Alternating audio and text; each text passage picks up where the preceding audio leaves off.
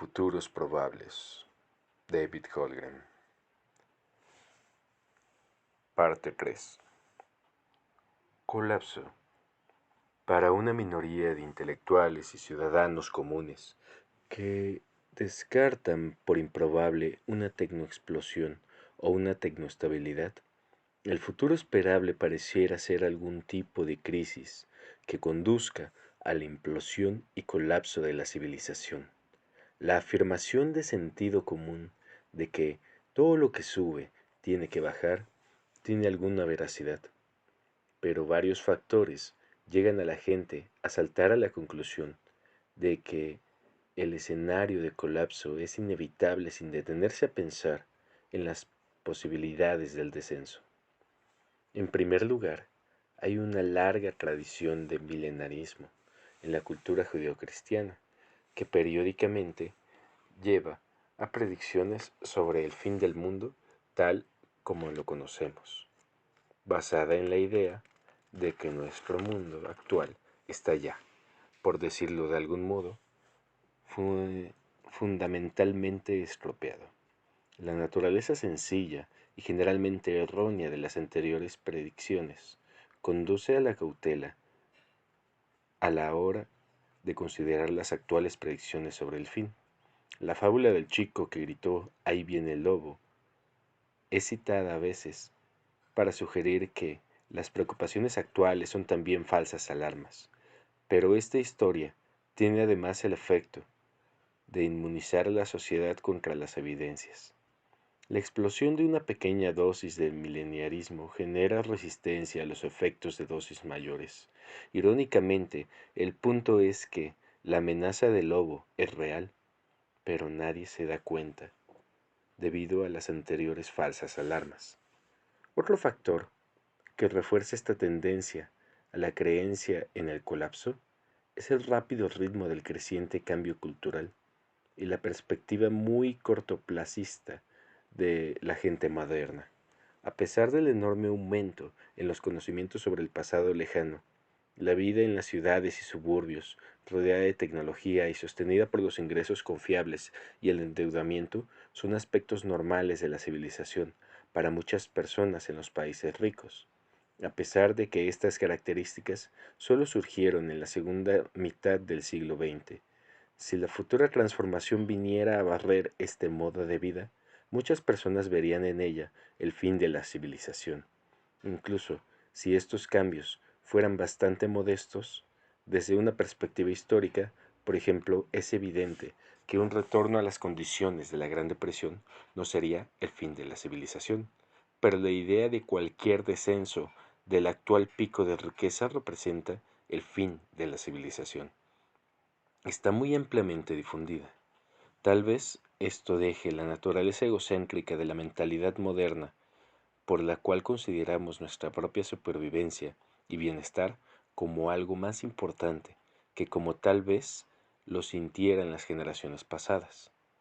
También puede ser interpretado como un reconocimiento intuitivo de que este cenit de la riqueza, así como el cenit del petróleo, es un punto de inflexión que romperá la ilusión de la más o menos continua flecha de crecimiento y progreso hacia el futuro lejano. El concepto de rebasamiento de la capacidad de carga de una población animal ha sido utilizado por los ecologistas, que estudian las poblaciones para construir modelos sobre los colapsos del pasado y los potenciales colapsos del futuro en las poblaciones humanas. La evidencia que genera que las actuales poblaciones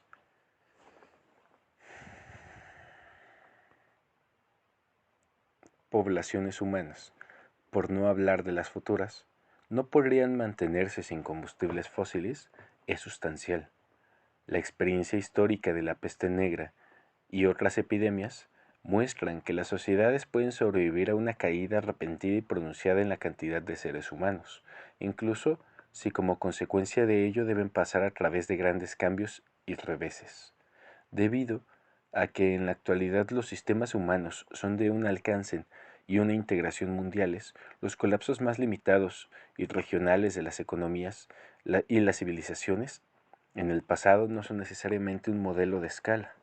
La intensidad y la probabilidad de recuperación de cualquier colapso mundial, asimismo, aquellas sociedades eran menos complejas, con una menor especialización de las funciones críticas. Es posible que la pérdida de un número crítico de ingenieros, tecnólogos, médicos, especialistas o incluso agricultores a gran escala en una pandemia pudiera causar que la moderna sociedad industrial se derrumbase muy rápidamente. Los estudios sobre el colapso han sido fuertemente influenciados por algunos historiadores ecologistas como Catton, Diamond y Tyner, mientras Catton hace hincapié en el concepto de rebasamiento que conduce a un colapso severo. Diamond enfatiza el aspecto de miopía societal que lleva a un colapso innecesariamente. Tyner proporciona una visión sistemática de cómo el fracaso de las estrategias de captación de energía conduce a una disminución en la complejidad que puede llevar siglos, y donde las condiciones de vida de la gente quedan liberados para atender necesidades más básicas. Si bien todas estas perspectivas son útiles, creo que el uso tan abarcativo de la palabra colapso nos da una definición demasiado amplia e incompatible con nuestra comprensión normal del término como un proceso rápido y completo. Los ejemplos históricos de un colapso relativamente completo y o repentino en una civilización, desde los minoicos en el Mediterráneo oriental a los mayas de México, son modelos posibles de lo que podría sucederle a la civilización industrial mundial. Pero el caso mejor documentado históricamente es el del Imperio Romano, y en general de la civilización grecorromana. Surge un proceso de declive más gradual y menos concluyente. No quiero desestimar la posibilidad de un colapso global total y relativamente rápido de las sociedades complejas que llamamos civilización. Creo que el riesgo es importante, pero el escenario de colapso total tiende a conducir a la resignación fatalista o alternativamente a nociones ingenuas como a prepararse individual o familiarmente para la supervivencia. Asimismo, el escenario de colapso es tan chocante que refuerza el rechazo de la mayoría incluso a pensar en el futuro, aumentando así la probabilidad de un descenso energético muy grave, si no de un colapso total. Tal vez la mayoría de la gente piensa que el colapso de la civilización es inevitable, pero creen o tienen esperanza de que no vaya a ocurrir durante el lapso de sus vidas.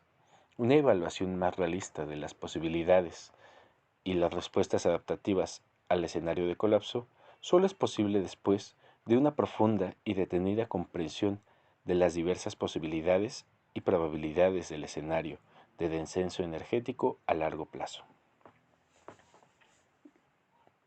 Descenso energético. El escenario ignorado. El debate público sobre el descenso energético es generalmente visto como poco realista, derrotista y políticamente contraproducente.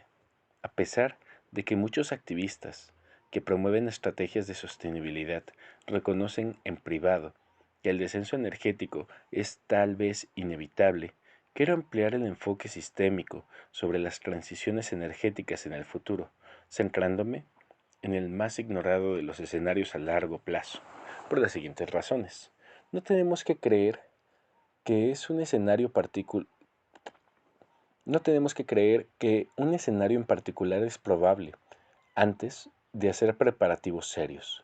Por ejemplo, la mayoría de las personas tienen seguro contra incendios para sus hogares, no porque esperen que su principal activo vaya a ser destruido por el fuego, sino porque reconocen la gravedad de este evento poco probable.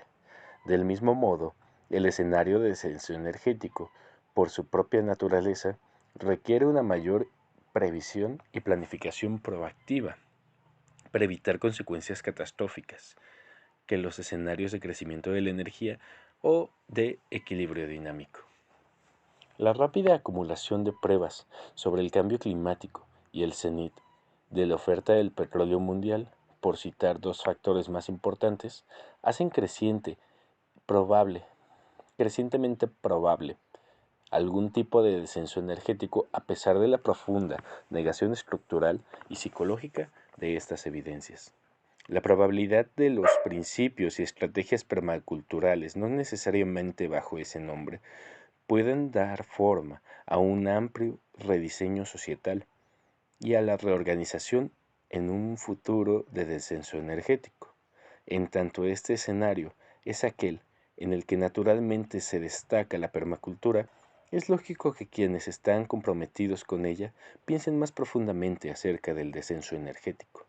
El diseño ecológico de sus modelos sugiere un cambio de descenso energético que podría desarrollarse a lo largo de un plazo de 250 años, similar al de la era del ascenso industrial.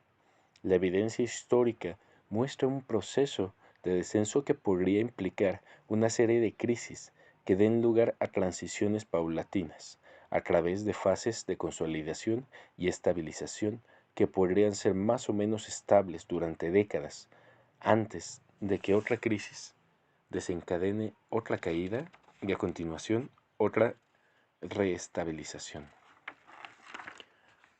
Hay una desesperada necesidad por volver a forjar el concepto de descenso energético como un proceso positivo que puede liberar a las personas de las constricciones y disfuncionalidades de la economía de crecimiento y la cultura consumista. Esto es actualmente evidente para muchas personas alrededor del mundo y es mucho más importante que una campaña de relaciones públicas que ponga negro sobre blanco. Es dar un sentido de esperanza y conexión a los valores humanos fundamentales expresados por todas las culturas tradicionales a través de la historia de la humanidad. Que el objetivo del materialismo es un falso Dios. Uno de los aspectos positivos del descenso energético es que a menudo se pasa por alto es que se trata de una cultura de cambio continuo y renovado a lo largo de muchas generaciones. Resulta irónico que la cultura del crecimiento de los últimos siglos nos haya proporcionado cierta experiencia cultural y conceptual para hacer frente a los cambios de la que los pueblos tradicionales de las sociedades más estables carecían. Ahora estamos familiarizados con el cambio continuo, con que tenemos que hacer algo diferente a nuestros padres y con que la generación de nuestros hijos deberá hacer algo diferente a su vez. Esto puede parecer un punto brillante, pequeño, al considerar los desafíos del descenso energético, pero es un activo real que debemos aprovechar si queremos hacer frente al descenso energético de la manera más elegante posible. Permacultura. Las respuestas serias y reflexivas al futuro del descenso energético, que han sido desarrolladas durante los últimos 30 años, tanto desde la perspectiva sociológica como ecológica, han recibido poca atención académica. En los países ricos, los movimientos que promueven el estilo de vida con bajo consumo de energía, como la permacultura, han contribuido a la acción y el cambio, pero lo han hecho fundamentalmente en los márgenes de la sociedad. La permacultura ha sido puesta a prueba en los países pobres y en situaciones de crisis, y en la medida que el declive de los combustibles fósiles llegue a afectar los niveles de riqueza a nivel mundial, es probable que su importancia aumente radicalmente. La permacultura fue uno de los conceptos de diseño ambiental que emergieron del debate de la década de 1970 sobre la disponibilidad de energía y recursos, y fue fundada en el supuesto de la próxima transición energética supondría la reparación de los sistemas biológicos como elementos centrales de la economía y la sociedad. La perspectiva que dio forma al diseño, la esperanza y la acción permaculturales vio en la relocalización de la producción de alimentos y la energía renovable, la revitalización de las economías comunitarias y hogareñas y las estructuras políticas bioregionales, las formas de establecer una cultura humana permanente, sustentable. El uso oportunista de bienes y desechos creados a partir de combustibles fósiles para financiar esta transición fue una parte integral de la estrategia de la permacultura. Veo al diseño permacultural como más apropiado para generar un capital biológico y humano de una manera menos dependiente de los recursos físicos y con tasas bajas de depreciación, lo que será útil a un mundo de descenso energético.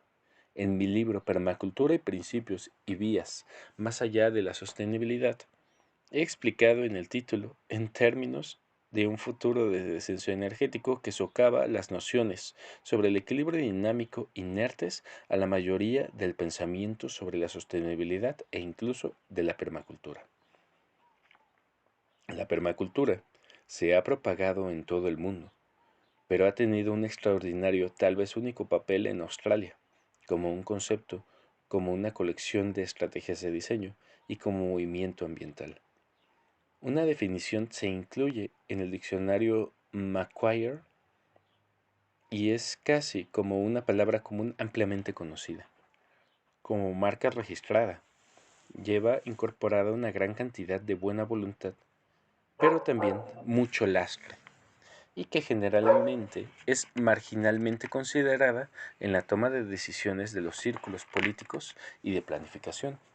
Algunas personas más reflexivas la reconocen como asociada a un mundo de recursos en declive, que requerirá estrategias adaptativas vastamente diferentes a aquellas que se aplican en la actualidad. La permacultura ya está contribuyendo a la evolución de los suburbios y el estilo de vida en Australia, vía procesos orgánicos y de abajo arriba. El aumento de la conciencia comunitaria sobre las cuestiones ambientales, en combinación con los aumentos en el costo de energía y agua y los alimentos, son susceptibles de dar lugar a una explosión de actividades inspiradas en la permacultura, en las ciudades, pueblos y paisajes rurales de Australia. Ahora es esencial que los académicos, educadores, activistas, planificadores, encargados de formular políticas, entiendan la permacultura como un factor en el tejido social y físico de la sociedad australiana y como un marco conceptual para el rediseño orgánico de la sociedad y la cultura para el futuro de descenso energético en Australia, como así también a nivel mundial. No es de extrañar que las soluciones de la permacultura se hayan aplicado de manera más eficaz en el trabajo de desarrollo agrícola y comunitario en muchas comunidades mundiales donde el descenso energético ha sido una realidad para mucha gente. Aunque estas condiciones se pueden entender en términos de desigualdad en la distribución de los recursos, más en cuanto un límite fundamental, proporcionan modelos de comportamiento en respuesta al descenso energético. El ejemplo más dramático es el papel de las estrategias y técnicas permaculturales jugaron en el rápido aumento de la producción urbana de alimentos como parte de una estrategia en muchos frentes para evitar la hambruna en Cuba en principios de 1990, tras el colapso de la Unión Soviética. Lo que es particularmente interesante de este modelo es que Cuba es un país de medianos ingresos, con una larga historia de agricultura industrializada y una población urbanizada y dependiente similar a la de muchos países ricos. Hoy, los cubanos tienen la esperanza de vida y otros índices de desarrollo comparables con los de Estados Unidos, mientras usan un séptimo de la energía y los recursos. Intuitivamente, podemos decir que la permacultura es más relevante para los escenarios de descenso energético que los en los que existe una importante disminución de los recursos de las energías no renovables, pero muchas de sus estrategias son sinérgicas con aquellas otras que buscan dar respuestas adecuadas a un escenario de tecnoestabilidad, el cual exige un grado de relocalización de la oferta de alimentos y otras economías claves y la descentralización de las fuentes de energía.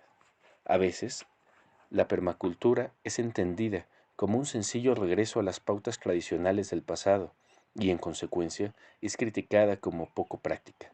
Si bien es cierto que las formas más antiguas y tradicionales de vida y de uso de los recursos proveen algunos elementos e inspiran a la permacultura, esta es más que eso. Una forma de entender la permacultura es como una integración posmoderna de elementos de diferentes tradiciones con la modernidad, la cual implica un continuo cambio y evolución. Esta se basa en la experiencia humana de cambio continuo, en lugar de hacerlo sobre la estabilidad de la tradicionalidad. Ah, sobre la estabilidad tradicional, así como en la aparición más reciente del diseño como una nueva perspectiva cultural que nos permita responder efectiva y eficientemente a nuestro propio rediseño y al de nuestro ambiente.